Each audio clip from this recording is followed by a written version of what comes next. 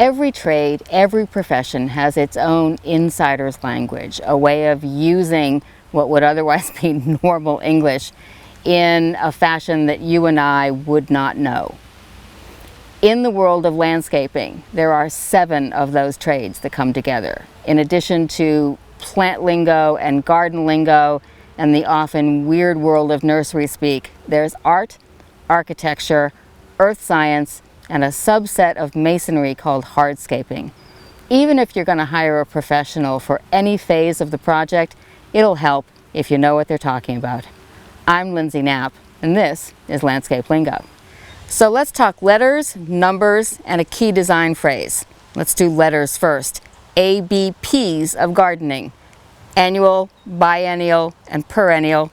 Annual, you probably already guessed, anything that lives its entire life cycle in the space of 1 year. In other words, one and done. Perennial, I'm standing in front of. Beautiful globe flowers over here, just planted last year. The thistle, which hasn't quite come up yet, so I can touch it without getting stabbed, which is nice. And perennial rhubarb, which is a veg, but still a perennial. These are guys that come back every single year, and you can tell by how big it is now, how very much it has grown in just the span of 1 year. This has practically doubled in size, one of the great advantages of perennials. The other one is a biennial, and it sounds like it should mean blooms every 2 years, and in reality, not so much, because God knows we couldn't make it that easy for you. It actually means a plant that sets the basis of the plant itself in year 1, dies back, blooms in year 2, sets seed, and dies. Over in the other section of this property, we have a great little flower called Dame's Rocket that looks like it could be a perennial, and a lot of people think that it is because it drops seed in the same patch, and so there's always something happening inside the patch, but in fact it's a biennial. So there are 2 sets of numbers that you need to know, one of which is where you are in the US. Right now I'm standing here in Scarborough, Maine. That's a solid zone 5. And what do I mean by a zone 5? The USDA has put together what they call a hardiness map. It covers the entire country, including Alaska and Hawaii and Puerto Rico. Tells you the lowest average temperature for that location. And every plant tag, I pulled this out of this little pot of Hidcote lavender, which is what I'm holding here, and it tells me that Hidcote is hardy to zone 5. So that's the coldest it can be and still survive. Pretty much I've determined that that's the coldest I can be and still survive as well. It can also be no warmer than zone 9, which as I recall is somewhere in Georgia. So it can't be too cold and survive, and it also can't be too hot. So every plant tag will tell you exactly what that plant needs, and all you need to know is where's your zone, how hardy are you.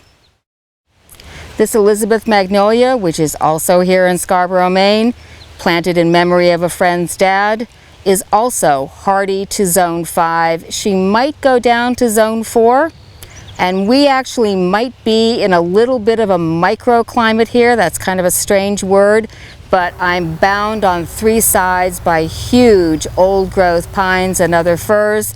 So Elizabeth here is nice and protected. But she's also a good example of the phrase we love to say, which is right plant, right place. And I'm holding the plant catalog because the tag on this baby when I bought it gave me a size, and so logically you would think, well, if the tag says it's this size, that must be the space that it needs. And what it actually meant is the size at the 10-year mark. Great little factoid, I suppose, to have, but ultimately not really useful. So your nursery may in fact have its own reference book. If it doesn't, it has tons and tons of its own reference people. These guys are fabulously knowledgeable. And if they don't have the information you need right off the top of their head, they've also got a huge reference book. They're only too happy to let you know. So don't just rely on the grower's tag. Ask your nursery or look in the reference to find its final size, because only then can you figure out exactly where you can place it.